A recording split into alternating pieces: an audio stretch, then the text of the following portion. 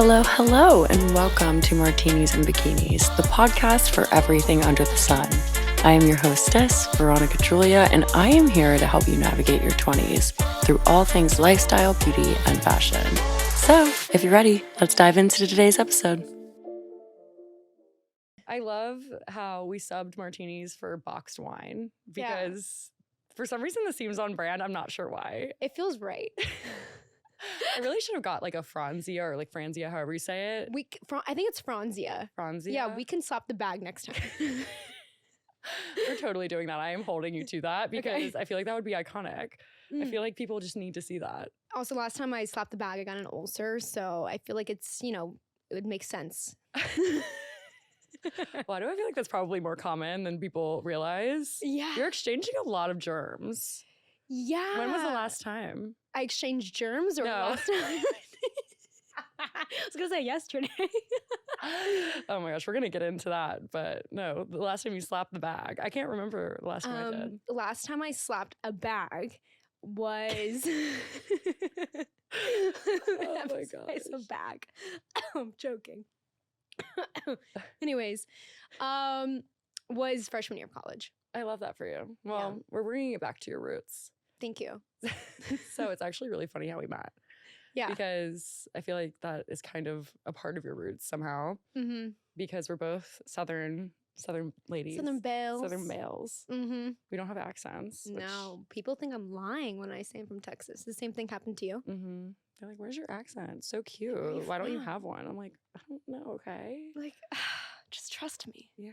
Mm-hmm. So I like to start these podcast episodes out with the roots. So tell us a little bit more about yourself, Greer, and, maybe something that people don't know about you.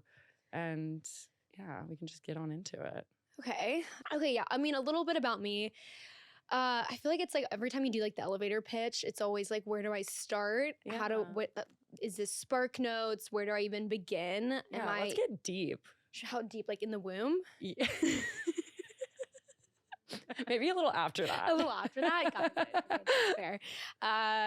Yeah, I mean, I grew up in Houston, Texas my whole life. And I was actually a theater kid, believe it or not. I can so see that. I was what we call a thespian.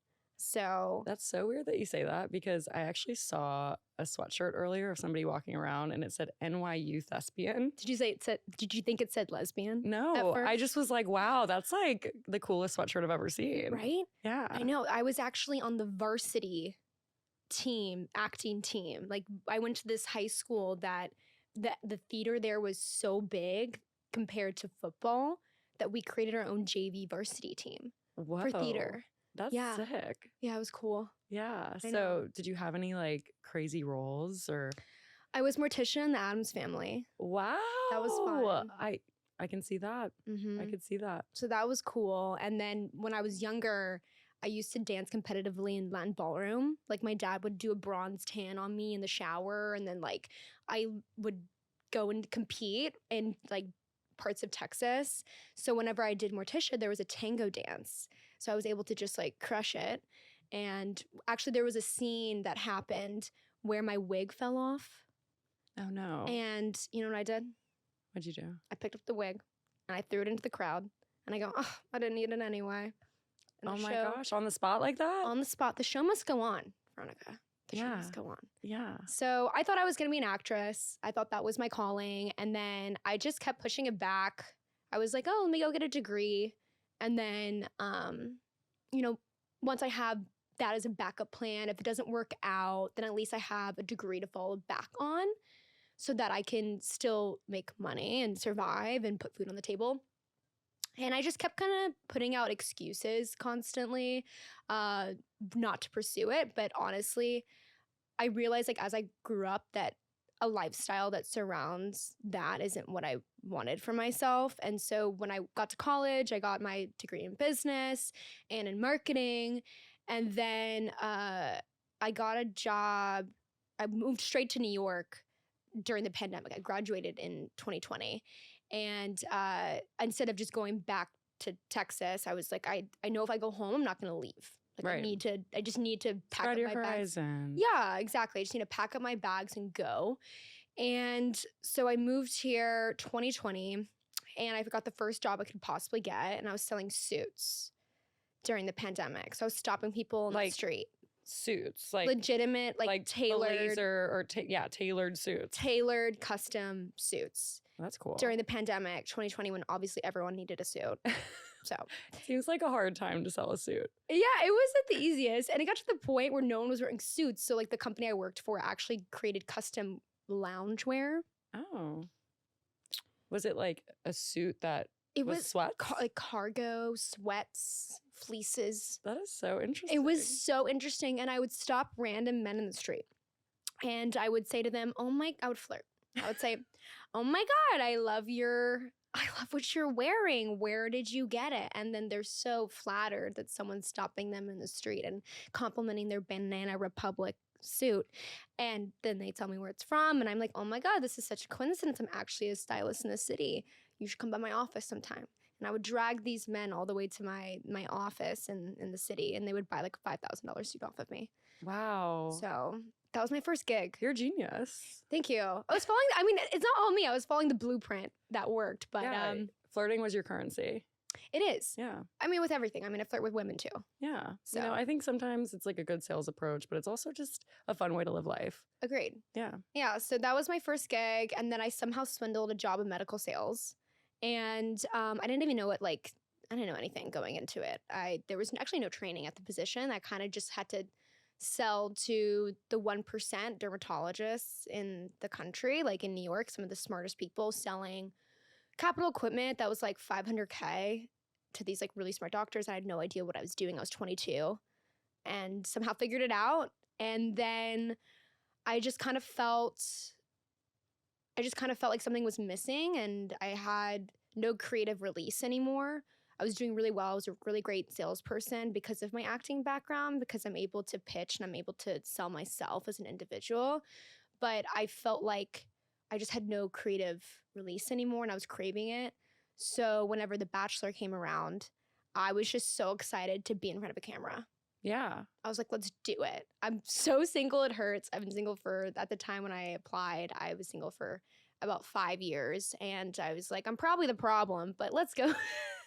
Let's give it a go. So I had Eric Bigger on the podcast. Yeah. He was a runner-up for Rachel Lindsay's season. And he said that it was the most transformative experience because he learned so much about himself. Do you feel like you had that same experience? Oh my God. Yeah. I look back at myself when I was 24 when I went on, and it's been over a year since I applied. 25 now, going on 26. And I feel like I've definitely evolved into the person that I want to be. Like I'm not, obviously I don't think I'm 100% there. I feel like there's always room for improvement. I'm only 25. Who knows who I'm going to be at 30, or 40, etc.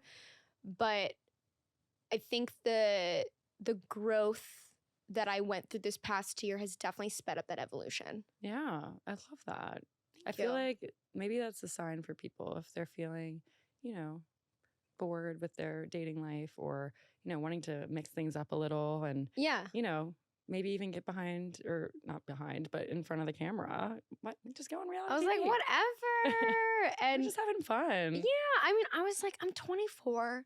I don't have a significant other. I don't have any real attachments. I have nothing really going on but myself, and like I don't even know what I'm eating the next day. Like I had no plan. I was just kind of living life as it went on, and I thought to myself, me going on, it wouldn't hurt anyone. It would only provide myself with a new experience that not many people get to experience. Yeah, it seems like it's a hard show to get on.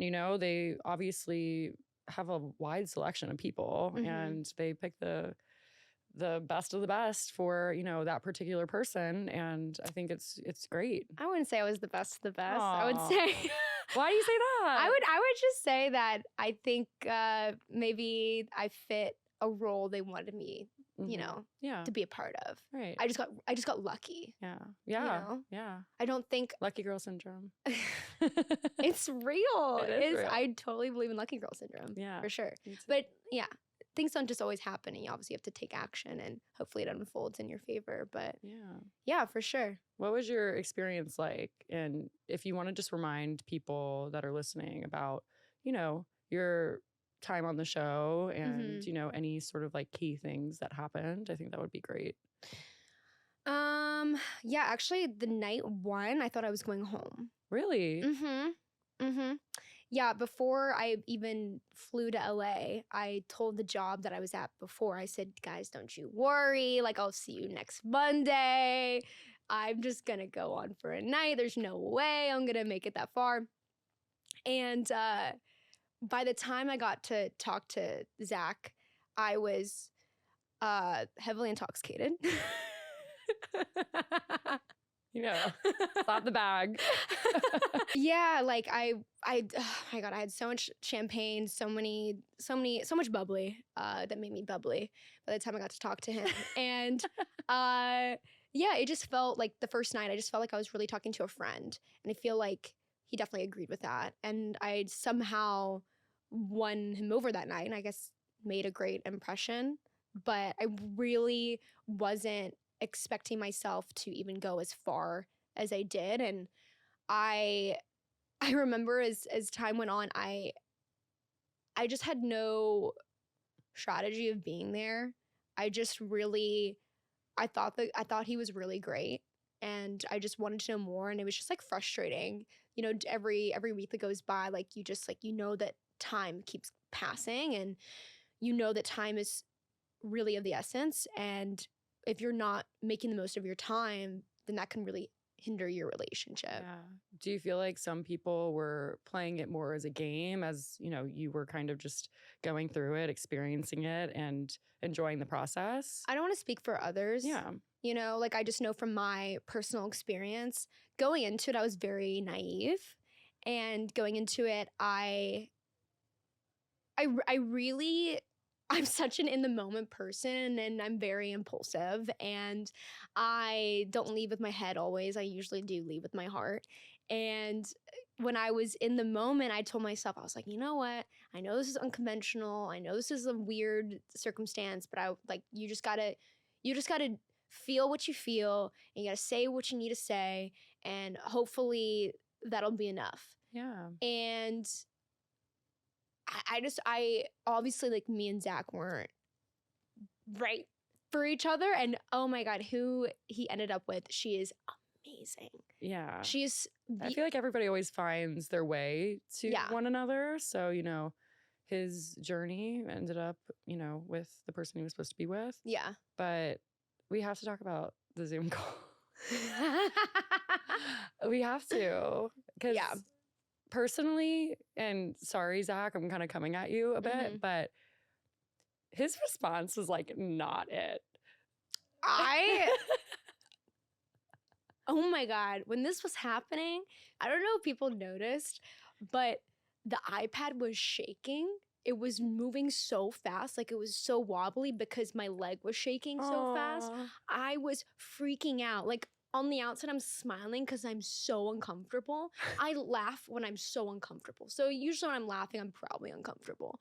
And so I'm smiling so big. I'm trying to just laugh over the situation, hopefully just, simmer him down, make it not as big of a deal than it needs to be. Right. And kind You're of being move on. respectful. Yeah, I was like, let's not harp on this. Let's we only have a certain amount of time. Let's move on. And I remember I apologized, and after I apologized, that wasn't enough. And he didn't stop. He kind of just kept going on and on. But at the end of the day, I also did think to myself, oh my God, do I have no emotional intelligence? No. And also to walk people through what happened, basically who got COVID? He got COVID. So then I got COVID after. And you got it. Yeah. Yeah. Because I remember you telling me that. Yeah. So COVID was happening. Yeah. And you guys were doing Zoom dates. Yeah. And you were telling him about, how you left your job and it was scary. And well, when I had COVID that was actually the third time I had COVID. Yeah. I had COVID so many times. Also, I feel like I had COVID more than other people. because the jobs that especially when I was in medical sales and healthcare, we had to continuously take rapids and continuously test ourselves to make sure that we're safe going into these doctors' offices. So people could have had COVID but not realize it was COVID, but I was always aware of when I had COVID because of the job, the industry that I was in. And it was the end of the year, end of the quarter, not just end of a quarter, just end of the year, which was huge. And I had to reach a certain quota, a certain amount of machines I had to sell by that point. And usually the discounts are the biggest at the end of the year. And that's when doctors wait till the very end to purchase and also write it off as a tax write-off. So it was essential for me to hit my numbers. And I didn't get to hit my numbers. This is like back when you had to quarantine for 2 weeks. And my parents didn't and don't support me. I'm fully on my own. And my rent, I was living alone because when I moved to New York, I didn't know anyone. And so I didn't have a roommate. I was paying a really high price for my studio apartment. And a lot of my income went towards my rent. So if I wasn't selling, I couldn't eat. I couldn't live. And I was so worried that I was going to, one, lose my job because it was a numbers game. Like the job that I worked at, they really didn't see you as a human. They saw you as a number. How are you producing? How much are you making? And it was a very high stress position that I was in. And I almost did lose my job. And so that's what I was trying to explain and trying to relay to him and empathize with him. It's like, look, like, I know this is totally out of your control. I wasn't trying to compare apples to apples. I was just trying to say, I know what it feels like for COVID to get in the way and take away your control. I get it. And I was trying to level with him, kind of human to human. And it just didn't translate that way. And I think it didn't translate that way because I think he was really stressed out. And also I was one of the last people he was speaking to. And he had so many conversations. And I'm sure he's frustrated and cooped up in his room too. Yeah. And when you're sick, you're just like, yeah. C-U-N-T. You know? At least that's how I am. Like, I am like a raging bitch whenever I'm sick. So. Oh my God, I'm a raging bitch when I'm not sick. Yeah. When I'm totally healthy. Yeah. So I get it. But I feel like, it's so empowering that as women, like, we have these incredible careers and we're able to like pave this way for ourselves. Right. So obviously, like, losing that part of ourselves, like, during such a detrimental time in your career is like so taxing and it's awful, because it really just like takes a part of your way of living. And I feel like he didn't see it that way. Yeah. He saw his experience as like a little bit more of a priority for some reason. Sometimes when you're in positions like that, like high stress moments, it's hard to take a step back and remember that it's not just about you. There's so many, there's so many layers to a situation and that can affect others around you. And sometimes we lash out when we don't realize that us lashing out is a tipping point for someone else. And I also, whenever I went on the show, the job that I had previously told me that I could come back. And that's why I left. I would have never went on the show if that jeopardized my career. And something that I really live strongly by is I never want to be financially dependent on a man. I always want to be financially independent enough where if I am married to someone one day, I can leave. If I'm mistreated, if the children are mistreated, or if my values are compromised, if he's not the man that I married, I want to be able to leave. I don't want to feel like I'm stuck financially. And so me being young and me being in my 20s, these are the building blocks for creating the foundation of my career. And that was so important to me. And so when I went on the show, I had no idea I was about to lose my job. And so when I come back, it was 8 weeks had gone by and the position wasn't available for me anymore. And I had to move back home with my parents, and I worked at iPick for about like 2 months. I was waitressing for about 2 months, just trying to not just like have money for leisure. I was just paying my rent in New York until I was able to get someone to stay in my apartment while I was gone. And I was at home with family till June. and I was interviewing. I had so many interviews constantly, and a lot of them didn't want to hire me because they kept asking me, okay, is your reality TV career over? How do we not know that you're just going to leave us? Mm-hmm. I didn't even want to do Paradise. I just did Paradise because I was like, fuck it. I don't even really have a job, so I've got nothing to lose. Yeah. It was kind of similar to your experience for going on, even though you obviously had a job prior going in, but you kind of felt like you were in this phase of life of like, okay, yeah, fuck it, why not, you know? Literally had nothing to lose. But because I had nothing to lose is how it helped me also start my business, my digital marketing. Yes. So I will say I'm very privileged that I was able to be home with family. Not everyone has that privilege to go home and be taken care of. Like I had that privilege, thank God. And during that time of being home, I was able to start that business and help me get back to the city. What you're slaying at, by the way. I actually worked with you with one of your clients, and you were just so professional. Like, thank you. So you do a lot of different things, but you do like influencer relations and the marketing for, you know, these amazing companies. And, you know, you like sent me this whole email with every single detail that I like could possibly need. And I just felt like so confident going into working with them because you just like laid out the land for me. So you're doing great. I think you were destined to do what you're doing. So everything happened for a reason. Thank you. Yeah. I always try really hard to make sure that I'm never over-promising and under-delivering, and also doing influencing on the side myself has really given me that perspective on how to communicate with people that I'm trying to work with for my clients. Right. Because how I reached out to you is what I know I would need, right? And so I wanted to give that same respect and that same courtesy like I would need in return. Absolutely. And I'm happy that worked out. Yeah, no, I know. It was great. It made me feel so good when you told me that. I was like, you're like, you're so organized. I was like, really? No one's ever said that. So for context, I went to Elevate Med Spa for, you know, one of their opening days, and Greer just like told me everything I needed to know, what services that I needed to get. And, you know, I think it's great to get some sort of insight for those of you that like aren't in the influencing industry or content creation industry, because there's like a lot of back and forth that goes on. And, you know, I think that was like the most seamless way that it's happened for me. So kudos to you. Thanks. And I know that you were just going to be so successful, and you already are. So thank you. Keep crushing it. Thanks. I'm working on it. I'm a small business. I actually posted a TikTok recently talking about what I do, because everyone keeps asking me like, how am I making money? Like, how am I affording New York City? First of all, I'm not. I am so broke. But I was just trying to explain like what I was doing for a living. Yeah. And it gained some traction, and I had about 100 girls send me resumes the other day. I saw that TikTok, and I love that you were commenting back saying, DM me your resume, DM me your resume, because, you know, I think building your team is so essential. And I think it's great that you're on the path to doing that, because, you know, it's going to be like no time where you're just like sitting back, you're relaxing, and you have your team like helping you and like, you know, kind of taking some of the weight off of your shoulders. Yeah. So. Cause like at the end of the day, like I love being around people. I'm a people person, and I also, with my, you know, business degree, my strength really lies within, you know, business and management.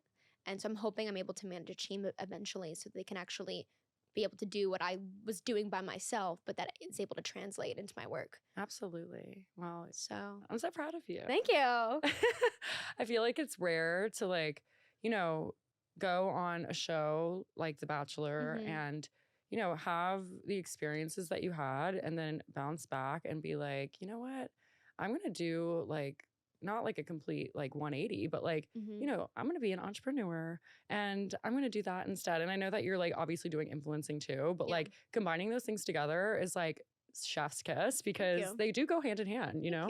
And I love that you mentioned that, like, because you are an influencer yourself, it's like helping you with your clients and like helping you approach people, because you actually DM me like personally. I did, And I think that was like super cool. Well, Thanks. we had actually like met up before. Well, no, we hadn't met before. No, before I slid in your DM about it, we met at the number 7 event. Yeah. We did. Yeah. So number 7 invited me, and then I met you, and then String Theory's real. Oh my gosh, yes, I forgot about this. Because my mom and then your big sister wanted us to meet. Yeah. And I had no idea. Yeah. And then we ran into each other at the event, and you're like, I know your mom. I was like, oh, Andy? Okay. And, you know, it was really cool. We then got matcha together afterwards, and we were there for about 3 hours. Yeah, we were there. We were there so long. Yeah. Oh my God. We could have literally like kept going for like probably 2 more hours. Oh yeah, and I realized when I looked in the mirror when I got home, there was so much green matcha on my face. I was like, why didn't she say anything? I didn't even notice. Did you bring it out on your way? Because I swear I did not see anything. I'm one of those people that there's feels like green crust in my lips. Like, oh God. I swear I am like a girl's girl to a T where like if somebody has like even like a little piece of something in their teeth, I'm like, no, honey, you need to go to the bathroom. Like, right. Because I would want someone to do the same for me. So I swear I didn't see it. Except with like when it's a guy, I'm just like, don't look at me. Don't ever look at me again. You lost privilege. Oh my gosh. I know. It's so crazy. And then this is the even crazier part, string theory. If you guys don't know, it's like, did Taylor Swift coin that? Did she? I don't know. She has that song Invisible String. Maybe it made it more relevant. Yeah. So basically it's like you've like crossed paths at some point. Yeah. And we were like chatting and I told her, you know, hey, let's go get blowouts. Yeah. And you were like, okay, like here's this nail place. You should go there too. And I'm like, okay, great. And then we decided that we were going to go get our blowouts together. And you went to my TikTok page and saw that you had like previously liked one of my blowout videos of like a $25 blowout in Chinatown. Yes. And yeah, so crazy. I shared it with 3 people. I was like, I want to go there. Oh my gosh. I Well, need to I'm be so there. mad that I shared that because it blew up and they raised their prices. I'm sorry, gatekeep. I know I'm gatekeeping here. There's certain things like being in New York when you figure out a place that has a reasonable price where if you're in any city, like that's the baseline. You don't tell people. Yeah. You keep it to yourself. Well, I know this is kind of like on the contrary, but what would like your ideal like New York night out be? Like dinner, out, whatever. Like you can get creative as you want. Yeah. Let's see, an ideal going out situation. A lot has changed because I'm newly like cuffed. Okay, let's talk about that first. So you have a not boyfriend. I do, yeah. So let's dissect that. Okay. And I love how you've been so open about that on TikTok because I feel like so many people are in that situation. And like, I love how you're being vocal about it and talking about your experiences and travels and all of that. So yeah, give us the scoop. Okay, yeah. So this is kind of crazy. So I believe that, I'll just start off by saying that I think everyone is energy. And there was someone that I was seeing when I was in Texas, and they just weren't good for me. They weren't a positive energy, a positive light that needed to be in my space. And I'm not even kidding. When I blocked him, a week later is when I met my boyfriend, not boyfriend. A week later. I've heard that happening to so many people. Like when they finally cut the cord, it's like, all right. And then they have that like taxi light theory of like, if the taxi cab light is on, like, you know, that means that you're available. And like, if not, then like people aren't attracted to you or like you're not a magnet necessarily. Right. It's not that they're not attracted to you. It's like, you're just not magnetic because, you know, obviously there's something else going on. Right. They can be like an energy vampire too, where they're sucking up your energy and taking advantage of your light and your spirit. And you can be, you know, transferring that to someone else that deserves your aura. Right. And this was someone that I was in it. I was in it with this person for a very, very long time. But the reason why we didn't work out because they were very conflicted with their sexuality. And I was willing to, you know, see it through and be there for them while they figured it out. But I completely understood where this person was coming from, where they need to be selfish and they need to, you know, be on their own journey and figure out their way. And I can totally respect that. What I didn't respect was that this person wanted to be selfish, but also wanted to drag me along and string me along during that journey. Right. And I'm like, if you're going to be selfish, you can't have you and me. Yeah. That's not how this is going to work. Yeah. And I never had a problem with his sexuality. It was just more of like not feeling like I wasn't enough, feeling like I like felt a plan B. Legitimately would say things to me like, hey, I need to figure this out. You're my wife, but I need to figure this out before we're married, and I cheat on you with the pool boy. And I completely understand where this person was coming from, but that's not my journey. Right. Like it sounds like this person was just confused about, you know, their own selves, maybe needed to like look inwards and like do some self-discovery. And maybe they were leaning on you because they needed the support, or like they needed, to feel grounded. And, like you're too good to like just let somebody string you along like that. It wasn't fair. It was because this person also waited 2 months to come out to me too. So after that point, this was a situation where I just wanted them to make me feel secure in the relationship. I just wanted them to say like, look, my dating pool is obviously larger. I am attracted to more people, but I'm attracted to you. I'm focused on you. But he wasn't seasoned enough and hasn't figured it out fully enough for him to say that to me. And I understand that, and that's fair. But, not letting me go and allowing yourself to be selfish on your own and trying to pull me into it as well just wasn't fair. And I had cut things off before I went on Paradise, and this person actually moved to New York from Texas. Oh my god. And tried to come back into my life. And we were like at dinner this one night, and they said to me that like, we're really upset that I was acting differently. And I just said to him straight up, I said, well, this is who you get. If you're not going to choose me, this is the version of me that you get. You can't have everything. You can't have you and me. That's not fair. And literally, he almost started crying at dinner. And in that moment, I just knew that I cared so much about this person, but I also cared more about myself. Yeah. And I needed to cut the cord. I needed to pull the plug. And I finally did. And I knew to protect my energy and to completely remove myself. I love to block. I am such a blocker. I'll do it. I won't think twice about it. Yeah, set those boundaries. Yeah, boundaries are so key. And for so long, even before I went on the show, I was such a people pleaser. And I always was trying to mold myself to be liked, not just by like people, by my potential significant other, and trying to be the woman that someone would choose instead of just saying like, okay, I'm going to be the woman that I want to be, and let's see who I choose. And so when I had that moment, I had that strength, and I was mentally there enough where I knew that I loved me more, and I cared about me more, and I was ready for something real. Like in that moment, I really realized, wow, I am ready. I don't know when I'm gonna meet that person, but it's Sometimes time for it me. takes just those like overwhelming feelings, Yeah. I don't think there's a rule book to anything whenever it comes to dating. Yeah. And I think whenever you just have that intuition of, okay, it's time, Yeah. it just opens up doors. And It does. I think it's great that you ended up meeting your not boyfriend.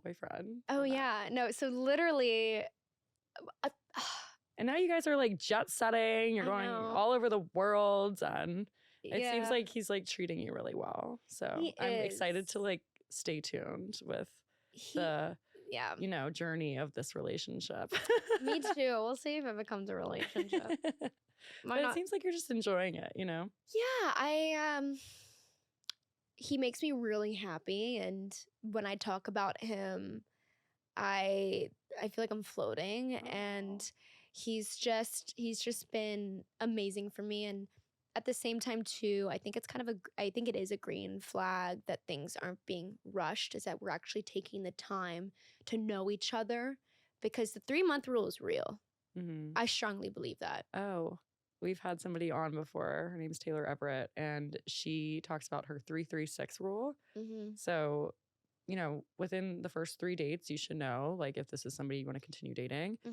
After 3 months, you should, know if this is somebody that, like, you could see yourself, dating exclusively. And then by the 6-month mark, like, you should be, Yeah, you should figure Wiped it out. out. At that point, I was like, yeah, absolutely. I looked at him. I said to him, I was like, after 3 months, I was like, don't play. Don't you? No, I was like, we're not doing that. Because we went to London together recently, and everyone asked us all the time, like, are you dating? Are you dating? Are you dating? And I'm like, I look to him and I'm like, are we dating? I put him in that spot, because in the end of the day, like, I'm ready, but I'm also, and you don't want to like be put in that position to have to answer that, you know? Yeah. It's awkward. Yeah, like his friend actually literally the other night said to me, "Hey, are you guys dating?" I was like, "I don't know. He's your friend. Ask him. Why are you asking me? Why huh?" does that happen so much? That's happened to me before, and it's so annoying. Like, it's not my job or responsibility to answer that. No, exactly. And like also like, yeah, I'm enjoying myself, but I'm also not someone to put pressure on someone to do that. Yeah. As well. I want it to happen as Naturally. naturally. I'm not giving an ultimatum. If you take too long, I'll leave. Right. You know your worth. Yeah, I was like, bye. I was like, I'm not afraid to lose you. Yeah. Like I really enjoy you, and I really like how I like our momentum, and I like how things are going. I mean, legitimately 2 weeks into our whatever you want to call this, our situationship, like the kids say now.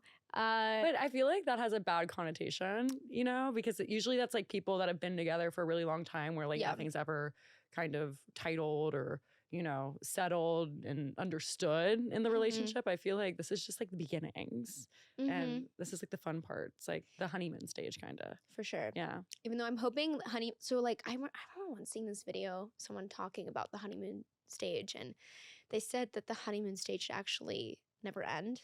Cute. And yeah, I like that. Maybe I'm a hopeless romantic. No. Maybe I'm such a sap. Like when it comes to rom-coms, I'm like, you're like, that's me. I'm like, ah. And I watch movies with my boyfriend, not boyfriend. He literally looks, he goes, I feel you smiling next to me. I feel your energy, because I'm like so giddy watching these things. I get very invested.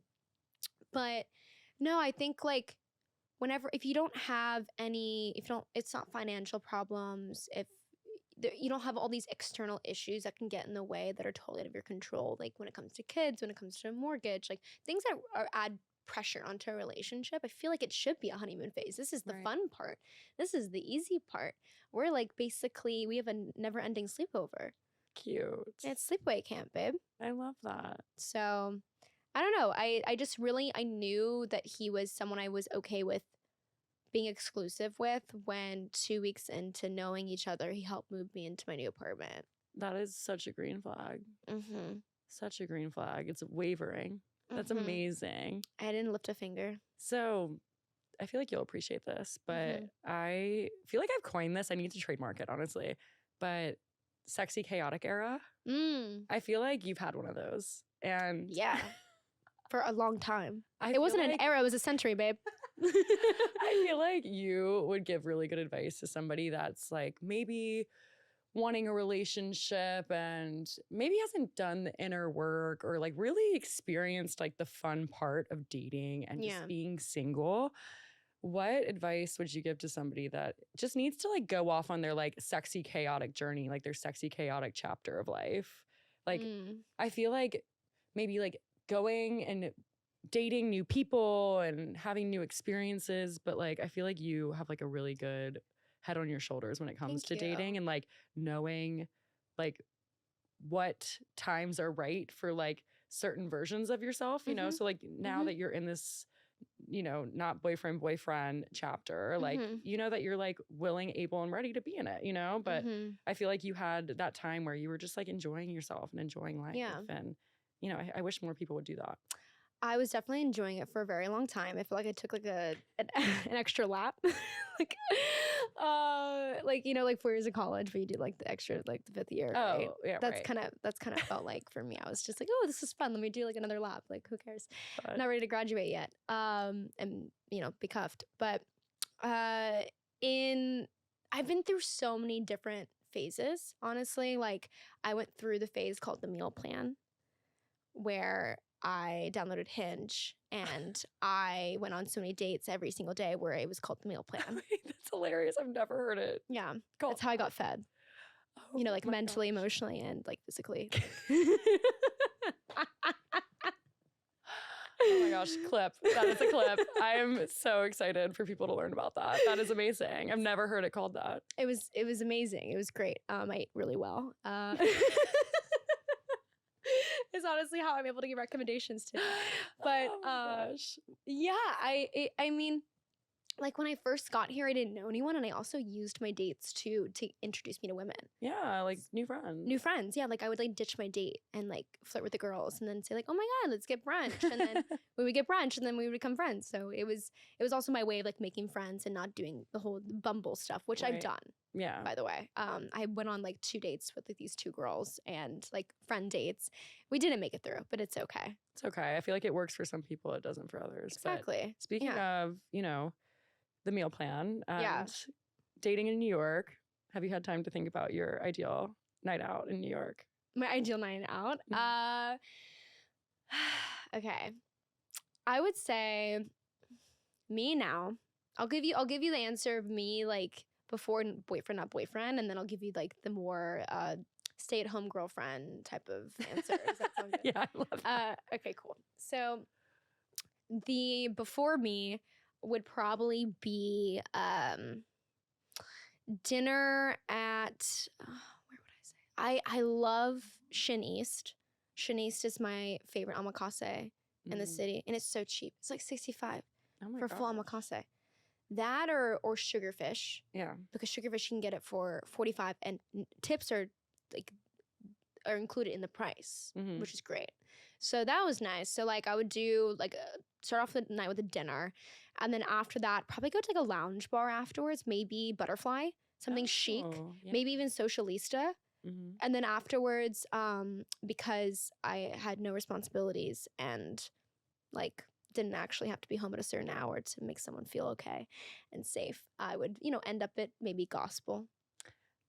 You are speaking my language. I have got to get out of that basement. Oh I know. My God. I have to stop going there. It's a dark place. So I've brought like friends from out of town there before, and they're like, Veronica, where are we at Burning Man? Like, where the fuck did you bring us? Don't you and feel like you're transported somewhere else? I'm transported somewhere. I don't know where. It's like an alternate universe. There's incense like everywhere. I feel like I wake up the next morning, my hair smells like an incense. I am a walking incense. And they only play Rufus, I'm pretty sure. Something like that, or tribal music. Bongos. And then all of a sudden there's like a bass, so you feel like it's EDM. But I definitely felt like I was in like the next Dune movie. Is there a bongo player? Because I've never seen a bongo player. Yeah, next time you go, like literally listen, like there's bongos playing consistently. I've seen. Maybe that's what that beat like, was. I'm like, oh, that's not my heartbeat. Oh, that's what that was. I thought it was pretty loud to be. I met my personal trainer at Gospel. No way. Yeah, he works there. So networking. See, there's a silver lining, right? Exactly. Balance, right? Balance is so key. I will say, like, the type of characters I've met going out have become my friends I hang out with in the day. I love that. So, like, I mean, don't like knock it down. Like a lot of until you try it. One of my best friends who actually has their own works for a podcast called Worry and Mal. I met at 5:00 in the morning at Russian Bar in 2021, and we danced the night away. We danced till the sun came up, and they're my best friend. And like I've literally one of the reasons why I went to London and why I brought Boyfriend Not Boyfriend was because their podcast was on tour. I saw that. Yeah, and you were in it. I was in it. And I didn't know I was gonna be in it. He was like, I did this skit for him. Oh. And I didn't know that was gonna be broadcasted at the podcast show. And it's the first thing that starts the entire show. And then he like gave me a shout out in the crowd. I was cheesing so hard. That's amazing. It was amazing. But that's why Boyfriend Not Boyfriend, I actually went to London, was to support my friend, over the seas. Oh. Across seas. And yeah, we just ended up, having our own little like romantic getaway after that experience. But I love this for you. Thank you. You're slaying. Well, okay. I have 2 last questions for you. Okay, go ahead. So obviously you were drop dead gorgeous, and I need to know your beauty secrets, like skincare, like beauty products, like give it to us. I want to hear it all. Okay. You might hate me when I tell you this. What? I'm scared.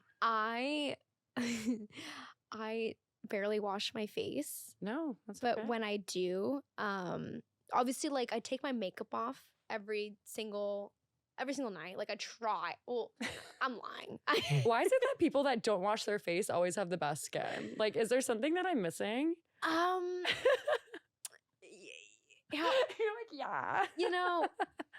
I think that sometimes like with just a lot of consumerism and advertisements, they make us feel like we need all these products and we need to consistently have this like very long strict regime when we don't need it. We literally don't. I feel like a lot of it is heavily influenced by consumerism. And the only thing that I use whenever I'm, going to bed when I'm going to bed, I'll use a cleanser. Well, a makeup remover at first to get rid of like the makeup that I have on, and then whatever like oils. Then I'll use a cleanser and then finish it off with a moisturizer. I love that. I feel like the simpler the better. Simpler the better. I use like Cetaphil, and then I think I pronounced that right. And then for the moisturizer, True Botanicals actually sent me something, and so I've just been like using that until it's finished. Love. I've heard great things about True Botanicals. Yeah, it smells really bad, but it definitely moisturizes. It definitely hydrates. So it does the trick. Just like probably don't like breathe in when you start using it. Plug your nose. Yeah, plug your nose. True Botanicals, like you got great stuff, but fix the smell. Oh my gosh. But yeah, and I don't think I answered your question about what I do now from like what I was doing before, but what I do now when I go out. No. I don't think I told you that. No, you didn't. Let's hear it. Okay. So I don't go out as much. But when I do, there's what do I do now? Oh my God, do I even go out? It's okay. I'm in my grandma chapter of life. Oh my God, what am I doing now? You know what? You know what I'm doing? Also because no one really goes out right now. No one's going out right now because like it's cold and everyone is like either like traveling or everyone's just like having dinners. Like that's one of my favorite things to do is game nights and dinners. Yeah. I have like one of my friends has this like sick apartment in Seaport and we all get together and we have game nights. We do charades. I love that. That sounds really fun. like camp core. I like love a camp core night. Like that I'm at like a summer camp with my friends, just like playing games and like being silly. Yeah, I love being silly. It's great for silly, like, goofy mood. Yeah. I like doing that. Okay, last question. Yeah. If you were to drink a martini in a bikini, ooh, where would you be and what would you be drinking? Ooh, well, I will be doing this. This is honestly not just a fantasy. This is going to be a reality in like 3 weeks. Like bucket list item. Like this is happening. Wow. Yeah, like this is like I'm telling you, this is actually my New Year's plans. So sick. Yeah, I can answer this question by saying I actually am going to be doing this. Yeah, I'm going to be in Costa Rica. I love that. In a swimsuit, 100% drinking an extra filthy, slutty, dirty martini. That's what I'm going to be doing. Okay. Yes. I'll send you a photo. Please. I need to give you a swimsuit for your trip. Oh my God, I would love to. Yeah. I'll rep. Yeah. Rep some Noah. Hell yeah. Because I'm going with, so Brittany, I'm going with Brittany, who's also on The Bachelor. Oh my gosh. But different season. Yeah. I'm going to give you guys some suits because you need to just be in Costa Rica and live your best life with your martini. Your extra filthy, dirty, slutty martini. Thank you. Thank you. Preferably with a blue cheese olive. Oh my God. Wait. You were speaking my language today, Greer. That is like my number one priority when it comes to dirty martinis. Like they have to have a blue cheese stuffed olive. But they never have them. I always Monkey ask. Bar does. Really? That's like the only place that I found them. Really? Yeah, nowhere in New York has them. No, I always ask just in case. So you just never know. Yeah, but they never do. They're like, they always, every time you ask, this is so funny. This is like the response I get every single time, like clockwork. I go like, all right, do you guys have blue cheese olives? And they look at me and they look so sad to tell me no. They go, no, we don't. Just regular You're olives. like, just regular. Like they're so defeated to tell me They're no. probably just so sad that they have to keep saying it over and over again. I'm sure that's a common question they receive. I bet. But Yeah. you'd be surprised. Like, I feel like more places should have that here, but they just don't. They don't. Maybe they save it for like Should I just super carry mine to important go? people for some reason, like Justin Bieber. Yeah, maybe it's like frozen in the back, like I don't for think special he's a dirty people. martini drinker. Honestly, like you'd be surprised. Like I knew a guy, his drink was Cosmo. I love that. Right? A guy made me a Cosmo a few weeks ago, and I was like, sick. That's a guy who's masculine. You know, not afraid to tap into like feminine energy, right? It's like totally balanced. So balanced. Well, I thank know. you so much for coming on, Greer. This was like such a fun combo. You have to come on again. Yeah. We have to like keep up with like the dating chronicles of your life. And I feel like you just have like really good advice when it comes to dating. And I feel like a lot of people could learn from you and like just like the journey that you've been on and how you like apply it to your life. So I'm just really grateful for you and for our friendship and the fact that you wanted to come on the podcast and that you said yes to me. I was so excited.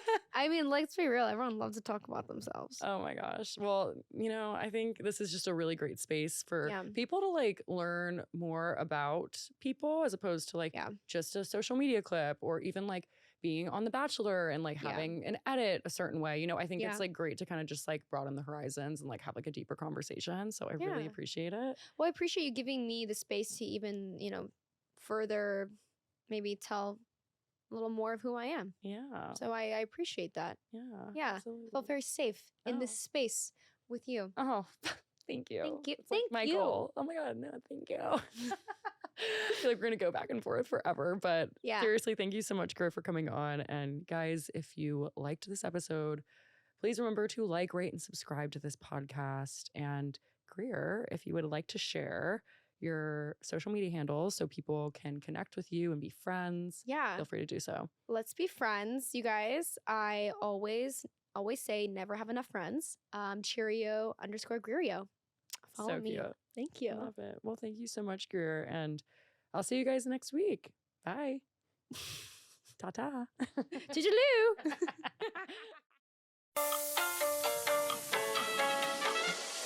Truly, most of the time, you are not there for no reason and you're not where you are for no reason. And you have to just remind yourself that. And that's what I remind myself. And then I feel a little bit better. Think of what you can do to just slow down your heart rate, make yourself feel a little better, going on a walk, meditating, Pilates class. You're manifesting. You're setting yourself up to start that journey of whatever you're manifesting.